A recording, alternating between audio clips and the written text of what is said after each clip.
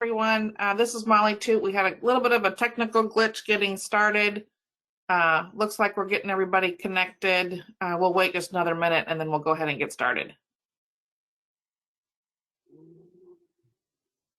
The broadcast is now starting. All only mode.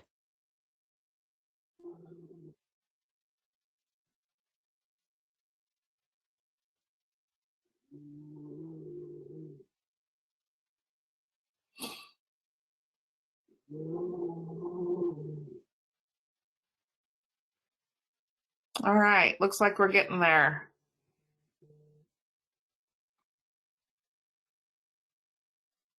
All right, good afternoon, everyone. I think I'm going to go ahead and get started. We might have a few others that are going to join us. But welcome to our webinar. I'm so glad you could join us this afternoon.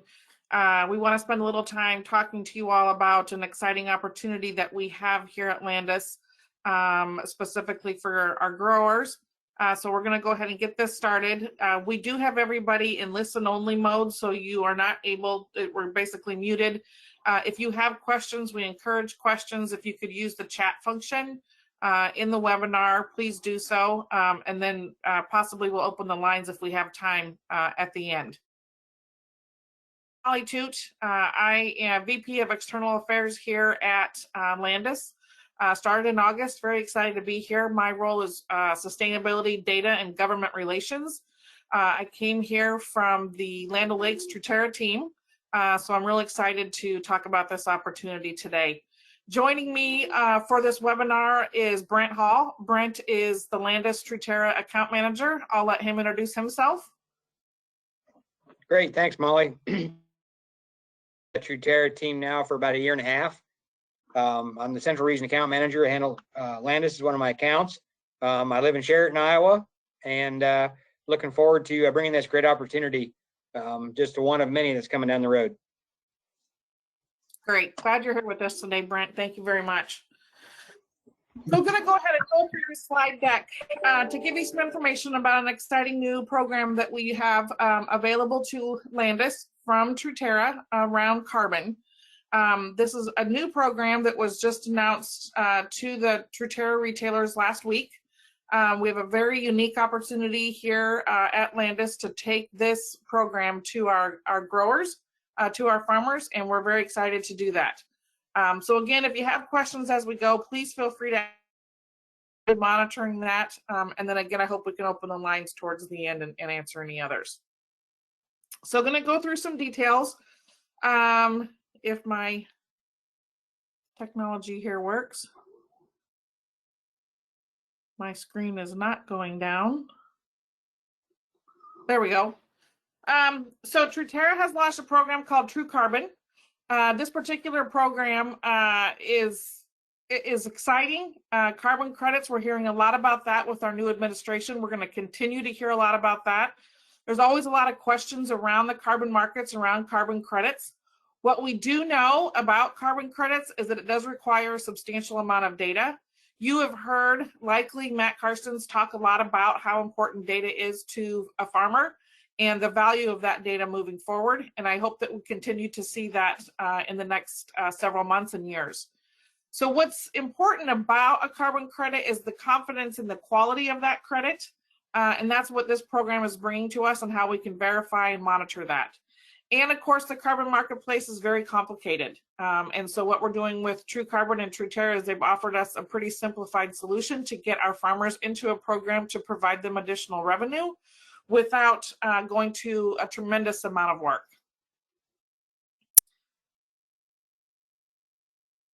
It must be a really slow reaction to get this to change screens. Okay. So with this True Carbon program, a farmer has an opportunity to earn $20 a ton up front. So it's important to know it's a ton of carbon. So it's $20 a ton up front for historical practices. So this is looking back, and we'll go into more detail on that. and there's no administrative fee for this particular program to the farmer.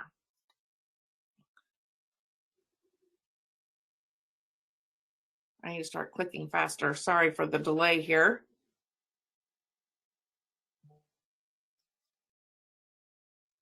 Okay, so how to earn that $20 a ton. So the payment again is based on tonnage, not on acreage or on practices. It's a one-time upfront payment, and the farmer that qualifies will be paid in full in summer of 2021. So this is a very aggressive timeline program that we're working, and I'll go through that timeline here in a little bit. So payment is for past carbon stored, not future. And it's retroactive up to 5 years. So we can look back at the practices that you've had on your farm for the past 5 years, and where you've instituted a change is where you can qualify. There is a 20-year reporting commitment via the Trutera Insights engine. That does sound a little scary, and I hope we can take that away. It's not as scary as it sounds. But again, it's the good part about this is it's retroactive for 5 years, and it's for past carbon. It's not future. This is all a historical program. Yeah, and Molly, on that 20-year reported commitment, there is things written in there, that if we have to do some tillage, to clean up some things. I mean, we had a road in there that, growers are going to do things that make sense and that doesn't affect their profitability. So if you have some, a wet fall and leave some ruts, stuff like that, there is no penalties and no payback for some of those opportunities that you have to do. Granted, we want to keep the practices in place for 20, but we do understand there is things that do come up. Thank you, Brent.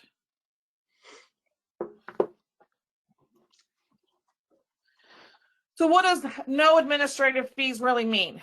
So there's going to be a soil sampling that's required. That is at no cost to the farmer. There will be some verification processes that have to take place. Again, zero cost.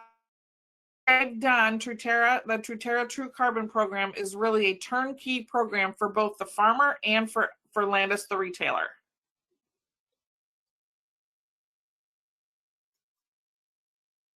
The data requirements. So again, soil provided at no cost to the farmer. It is being done by the Soil Health Institute and will go through SureTech Labs. 3 years data is required prior to the practice change. So we'll talk a little bit about that later in the slides to establish the baseline. This is required for a period of 20 years for all fields enrolled. And again, this is to offer, ensure of continuity. And Brent just kind of touched on that here a minute ago. The initial data collection, as well as the subsequent annual reporting, is managed through the Insights engine. Some of you may already, that will be very helpful. If you don't, this is a perfect time to start working on getting your data in there. Understanding, Brent, you can help me out here, but my understanding is there is a team of people program to help get this initial data in the system. Is that a That is a correct statement. There's not going to be any major heavy data lift required from any of the staff at Landis. It's just, yeah, we have a team ready to go. So what does an ideal farmer look like for this program? So some examples would be the farmer switch to complete no-till, strip till, or reduced till on any field within your operation in the last 5 years. So again, we're looking at a 5-year period. Added cover crops, started double cropping or perennials, again, last 5 years. Of course, we're all corn and soybeans here for the most part, so that shouldn't be a problem. Again, have the acres enrolled in the Insights engine or willing to do so. And then this is a statement we need to be careful of. The landowner, either the person that enrolls is the landowner, or the person who enrolls can provide proof that they have the right to market that carbon that's sequestered on the fields they rent.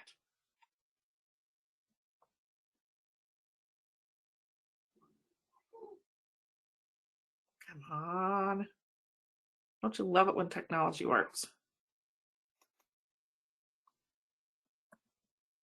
Okay. So what are the differentiators of some other carbon programs that you have heard about? So Trutera has a buyer for this program. That will be announced sometime next week, who the buyer actually is. So they're actually buying the credits, not the rights to the credit. Trutera is aligning with the Trutera retailers to bring as much value to the farmer as possible. So they're working through us, the retailer.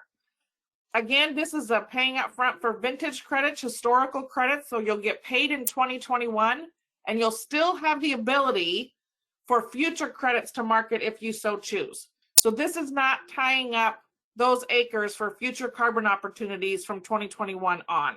It's a 5-year look back period, getting paid for total sum of carbon accumulation within the past 5 years. So they're paying for practice changes that have already occurred. I've been doing this for a long time, and that is one thing that we have been asked about repeatedly over the years, is has made changes in the last 5 years, but they only want to pay me for things I'll change today.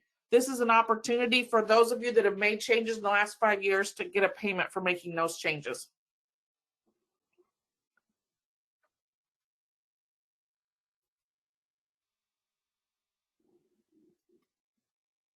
So what is the process? So for the Landis farmer, you will go into the Landis customer portal, sign into the customer portal, and go to the sustainability tab. On that, you're going to see and you go in there and you fill out the survey. It's a very simple survey. I've been in there. It's about 5 questions, very easy to answer those questions, just asking what practice changes have happened over the past 5 years. And then it asks for your contact information. This says you're a candidate. Then you go to an onboarding website and you will receive a soft offer and a payment estimate if you qualify. Then we go through the full data collection, and that's where the Trutera team will help us, which again is not the responsibility of the farmer. The third-party verification, not the responsibility of the farmer. And then you will receive a hard offer to be paid for that, for those fields that you've enrolled. And then the payment comes. And I believe, Brent, correct me if I'm wrong, the payment should come this summer in the July timeframe. Does that sound right? I would say late July into August. We have to have this wrapped up by June. So as I mentioned at the top of this call, this is a very aggressive timeline. So we are currently in the process, as you know, of rolling this out to our customers and doing the sign. Then we do the farmer onboarding between January 25th and February 28th. During that time, any farmer that has enrolled will also be doing the data collection in the Insights engine. I believe, and Brent, again, correct me if I'm wrong, but I believe that the sign up, the ability to sign up ends the end of February. Is that correct? That's correct. Yes. So sign up will close the end of February. Yes. And then again, the soil sampling and qualification will happen from March to mid-May. And then that verification happens, and then the payments will happen. Yep. Okay, so who's responsible for what? You'll see here, the important part is here for the farmer. The farmer goes in, does a carbon survey. That's the link that you'll find at the customer portal, the Landis customer portal. Provide the necessary, the Trutera team will work with you on that, and then you'll sign the contract with Trutera. That's what the farmer does. The retailer, again, we're identifying the farmers. That's why you've been invited to this webinar. We will send you to that sustainability tab of the customer portal, which we've talked about. We are working with Brent on how to roll this out, of course, and then provide feedback at the end. And then Trutera does the heavy lift. So they will do data collection, the soil sampling, the verification, and the contracts will all come through Trutera.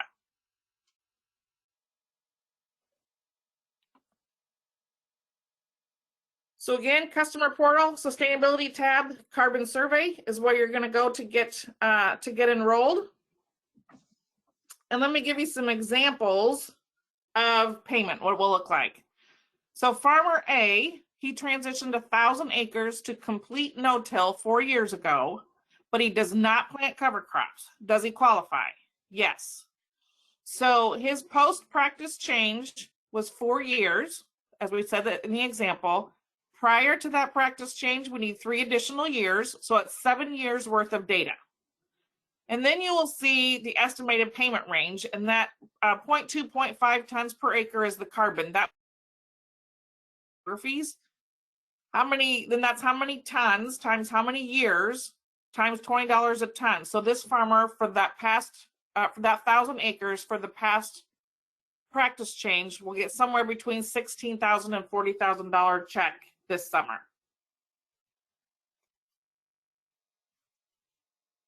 Farmer B added cover crops to the operation 15 years ago on 160 acres and then transitioned the same 160 acres to complete no-till 3 years ago.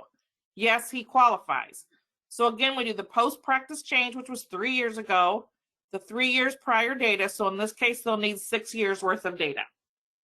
And again, the calculation for the payment is the same as the farmer A. Farmer C transitioned 300 acres to no-till 7 years ago and is considering cover crops for 2021. Does this farmer qualify?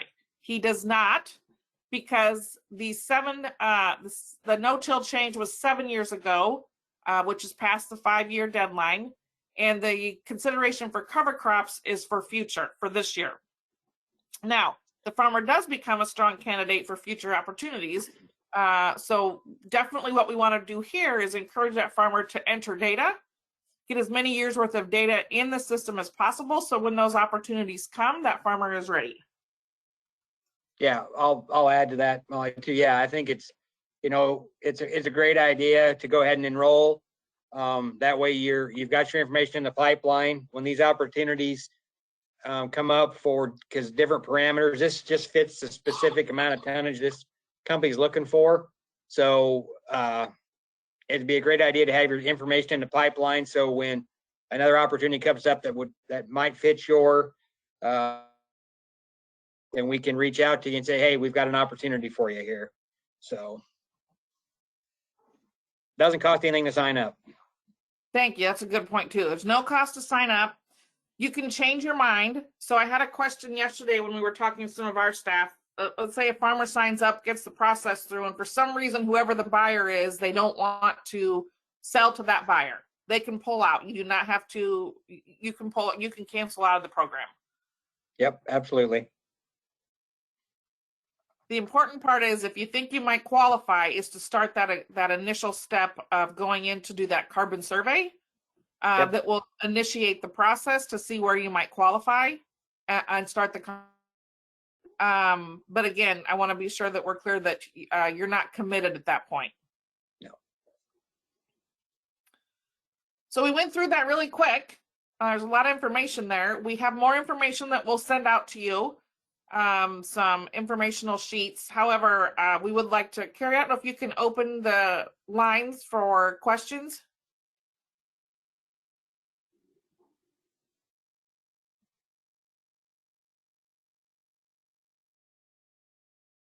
Are there any questions out there from farmers or internal folks? I don't know if it's working or not. If you can hear me, can somebody indicate that you can speak and we can hear you? Yeah, we can hear you. Okay, thank you. I want to make sure that somebody wasn't trying to ask a question and we couldn't hear it. Okay, any questions? On the portal, it didn't seem to take the information after I entered it. It just kept thinking. So you went in and you clicked on the link and it took you to the Trutera screen? Yeah, I signed into the tab on the bottom there for the carbon thing. Yep. Clicked on Trutera carbon, answered the 5 or 6 questions, and then hit submit, and it just didn't act like it submitted them. It just kept thinking. Brent, can you check into that? Yes, I will. Because that's a link straight to your guys' website. Yep, I will check into that. Thanks for letting us know. I've tried it a couple times and it seemed to work, but well, that's not true. I went as far as the link. I didn't actually try to enter anything. So. Molly, this is Carrie. Uh-huh. There are some questions in the question pane. Would you like me to ask them? Yes, please, because I'm not seeing them. Okay. So the first one reads, so you have to no-till for qualification. If you plant cover crops with vertical till, will that cancel you out of the program? You do not have to no-till. It's just part of one of the parameters. So your reduced tilling or tilling with your vertical till, that should all be eligible. So I encourage you to fill out your survey because you're not locked into no-till. So it's reduced tillage, it's less passes, it's all into that to help building that carbon. So it's not, like I said, it's not mandatory to no-till. Great. Next question. What is the purpose for reporting data for 20 years in the future for historical carbon? So Brent, you can probably answer that better. It's really to show that carbon has been sequestered, but go ahead, Brent. Yeah, it's an idea of the permanence deal. It's got to be a longer term to be able to measure the amount of soil carbon. There's a lot of them out there that want it in perpetuity, essentially up to 100 years, which we realize that is not feasible. So we've got the buyer convinced that we can do this in a 20-year time frame to be able to show the continuity and the practices we keep instill as we go on. And that 20-year commitment is transferable. That is correct. So if that land changes hands, whether in the family or to another renter, that 20-year commitment is transferable.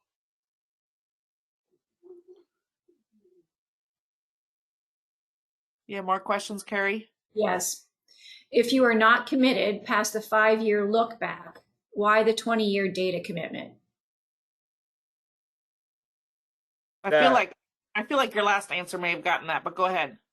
Yeah, I mean it's the whole permanence and continuity deal. We've got to have, it can't just be a couple years worth of data.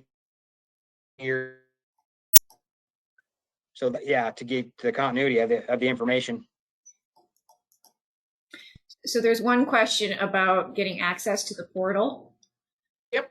So perhaps we can follow up after the fact to make sure that everyone's got access to the portal and register for the portal if they're not already registered. Yeah, do you have a name for that one so we know who we can follow back up with? Bradley Lemke. Okay, perfect. Thank you. If you enter the 20-year program, how do you protect the value of the carbon credit? You're only selling your vintage credits up front for that. So essentially, if you think about it, it's like you got stored grain in a grain bin. You got 5 years worth of, if you go back to, if your 5-year look back, you get paid for those 5 years of vintage credits, and that is it. And essentially, then if you have credits in 2021, 22, it's like you're putting your new crop in the bin and you can sell that future. You're just selling that specific vintage credit back and you get your money up. Okay. What sort of data do you need to submit? Again, it's the data that goes into the Insights engine. That's a total of 115 data points. Most of that comes through with the field boundary that we work, many of those we already have in our system that goes into the Insights engine. And then the Trutera team will help with anything that doesn't come over. So that might be information on harvest, might be information on fertilizer, what else? Cover crops, conservation practices, those kinds of things need to be manually entered. So we have a list of the data points we can send out that goes into Trutera. We'll be happy to send those out. I'll make a note of that. Okay. Is this program for landowners or renters? So again, it can be either. If you're a renter, then you need to have the permission of the landowner to sell the credit. Why does an operation that has been no-till for 10 years or more not qualify at this time? Yeah, that's a tough question. Brett, you want to answer that one? I don't know if I know exactly. What this buyer is requesting is something that's practice changes happened in the last 5. It fits their certain goals that they need to come across for basically solve one of their issues that they need to get some credits for. So it's just that you've been doing it for 10 years, because I think there's going to be opportunities as we move forward, and we're always looking for that, to go back to guys that have been doing these practices for years and years and years and be able to get a program that fits them. So, but this just fits the buyers certain parameters that they need to fulfill an obligation. This is this particular buyer's requirement. It shouldn't be, people shouldn't feel like that's the way it's always going to be. The next buyer might say 10 years. Yes. Yeah, absolutely. This just fits this certain amount of credits that they need. I think the Nori project is 3 years, right? I believe, yes, I believe that's 3. That's correct. So we're working on another project that's 3 years. So it just depends on who the company is. Brent and Molly, can you hear me? Yes, So going into the future, is there going to be transparency of the buyers? yes, and there will be with this one too. This one they chose to hold off till next week. We didn't want to wait that long because we could have waited until that was announced, but we wanted to get ahead of it because of the short timeline. But yes, in most cases, we'll know ahead of time. So Yes, absolutely. let's say I qualify today and I get my check, whatever. Can I bank carbon into the future until I feel ready to sell, or is it buy?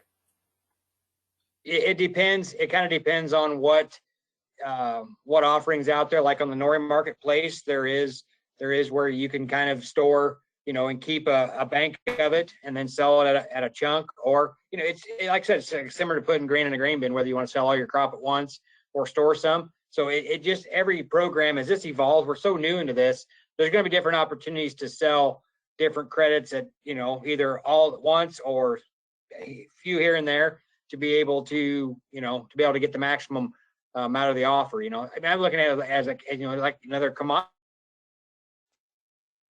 Yeah, and we're getting word, and Brent was talking about a webinar he was on earlier today, and I'm scheduled for a couple next week where we're going to hear about opportunities through the new federal administration.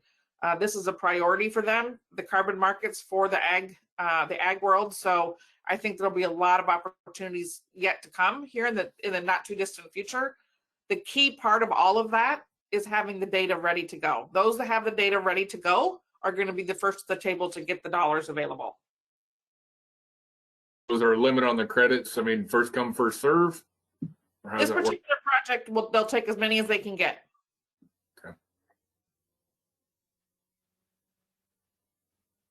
All right, so I have 2 more questions submitted in writing. Great. What happens if I change practices, become organic, and then am doing considerable tillage? Whoops, you cut off there, Carrie. Can you try again? What happens? Can you hear me? Yep. Okay. Yep. What happens if I change practices, become organic, and then doing considerable tillage? So again, if that's going to be, if you do that, that's going to be for 2021 or beyond. That won't affect this project. If you did something for the last 5 years, that's what matters. Correct. Yeah, they're not going to, if you make a practice change, let's say in 2025, because you're still in the middle of that 20-year tail, they're not going to come back and say, hey, you did tillage, give me my money back. No, we've specifically said that the farmer's got to be profitable and has to do smartest things for themselves. So we've kind of got, bluntly stated that, yes, we're looking out for the grower in that aspect, but they're not going to come back and say, hey, write me a check back for what you got. Okay. Are we able to sell credits to someone else going forward if we committed to the past 5 years? Yes. Okay. I've started no-tilling my beans within 5 years and 1 past field cultivating my corn more than 5 years. Do only my bean acres qualify?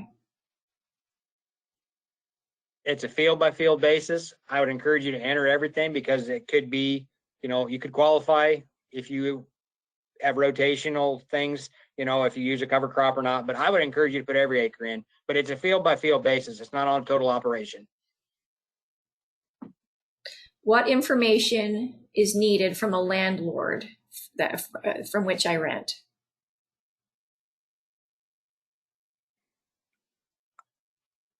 Say that I one think again. probably the only thing I would say would be, and I don't know if we'll have it, just would be a statement saying from the landlord that it's okay for the tenant to sell the carbon credit. Yeah. Does it need to be legally verified or anything like that? Yeah, we'll have to get details on that unless you I'll have have to get that. details. I'll have to get details on that, and I will find that out this afternoon, Molly. Yep, good. What if you have multiple entities within one farm umbrella? Do I need to enter both entities? Yeah, those questions get a little complicated on, I'm assuming this means like on who receives the check.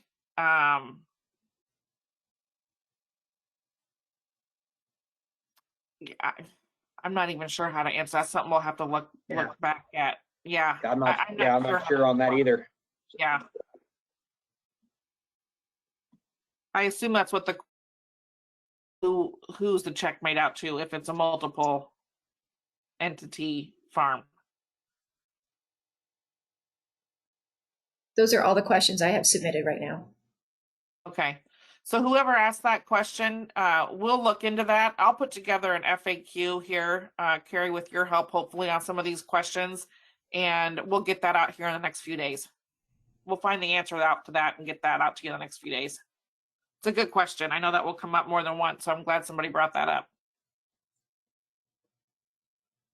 Any other questions?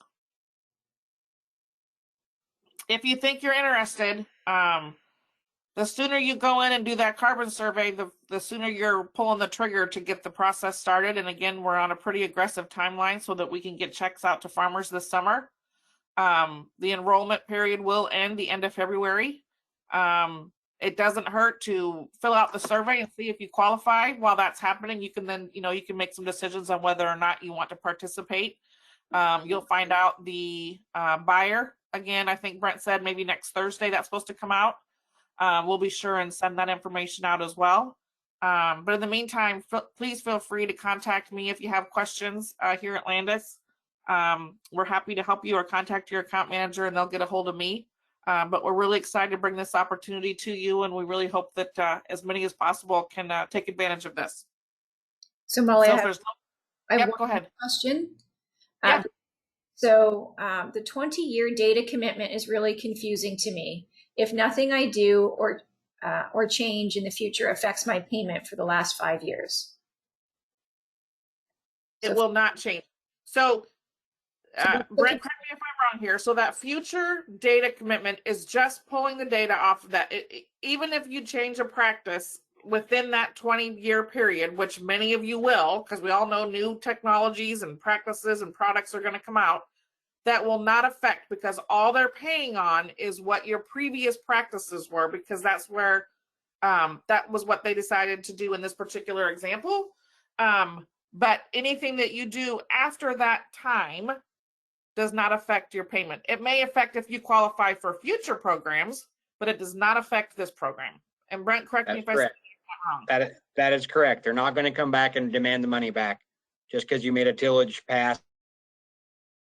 You have a hard pan, you're going to go do some tillage. If you've been no-till, they're not going to come back and demand the money back. No.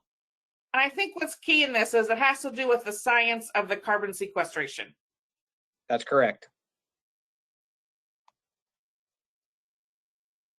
There are no more questions submitted. Okay. And I do understand that is confusing. And even when I first heard that 20-year commitment, like I said at the onset of this call, it sounds a bit scary. So if there are more questions or if there's more clarity we can provide around that, we're happy to work with whoever we need to provide whatever information is needed to help understand that better.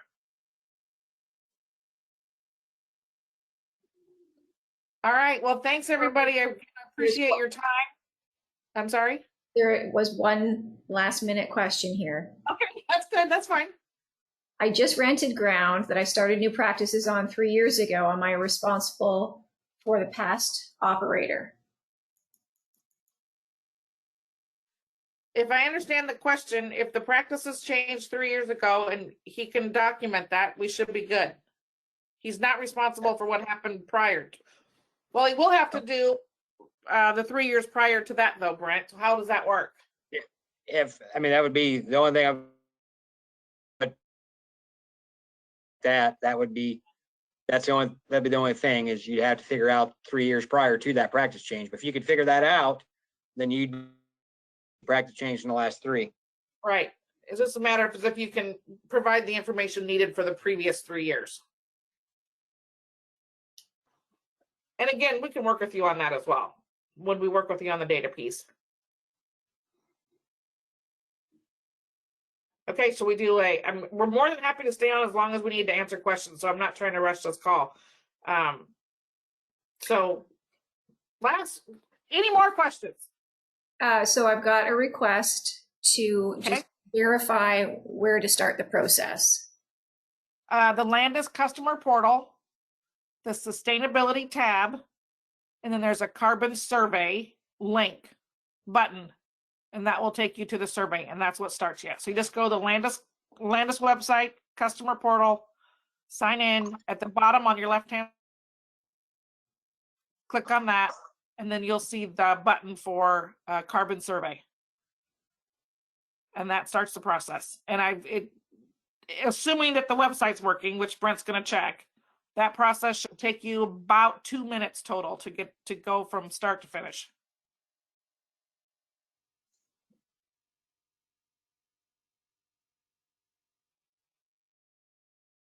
And again, I want to stress, and I know I've said this a couple times, it's worth it to at least see if you qualify. Even if you choose not to participate, I strongly encourage everyone that thinks they qualify to get on that survey and see if you qualify. You can always decide not to participate. You're not submitting any data when you fill out the survey. Nope. It's just a couple of questions on practices in the last 5 years to see if you qualify to start the process. One more question. Okay. Will there be a payment possibility for timber or not crop areas? Like CRP, I'm assuming, Brent? Yeah, and we had a question on that yesterday, and we're trying to get some clarity on the CRP. If it was something that happened in the last 5, and you had corn and soybeans in the rotation, in this time frame, and we're working on that very question because alfalfa, if a guy rotated out corn soybeans, seeded some alfalfa, we're trying to get clarity on some of that as well. But as soon as we get the answer on that, I will let you know, Molly. Perfect. We'll add that to the FAQ, Carrie. Great questions. Appreciate it.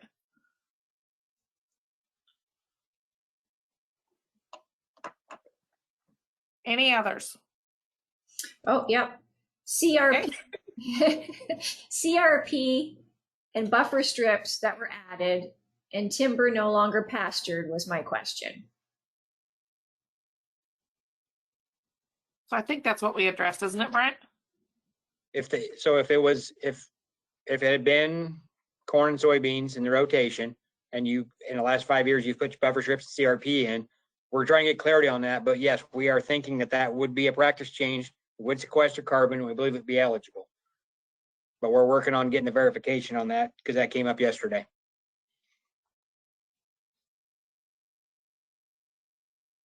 Carrie, if you'll keep a name on that one too, when we find out, I'll get directly back to that person. Okay. And then I've got a request for the presentation. Yep, you can send that out to them.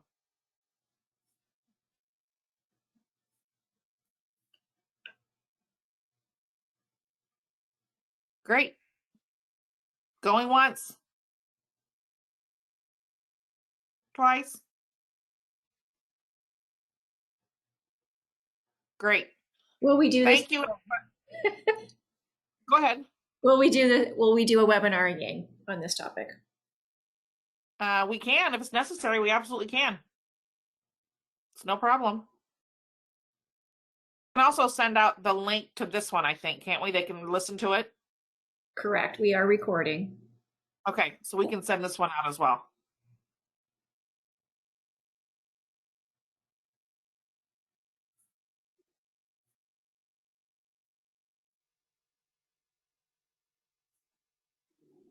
No other questions.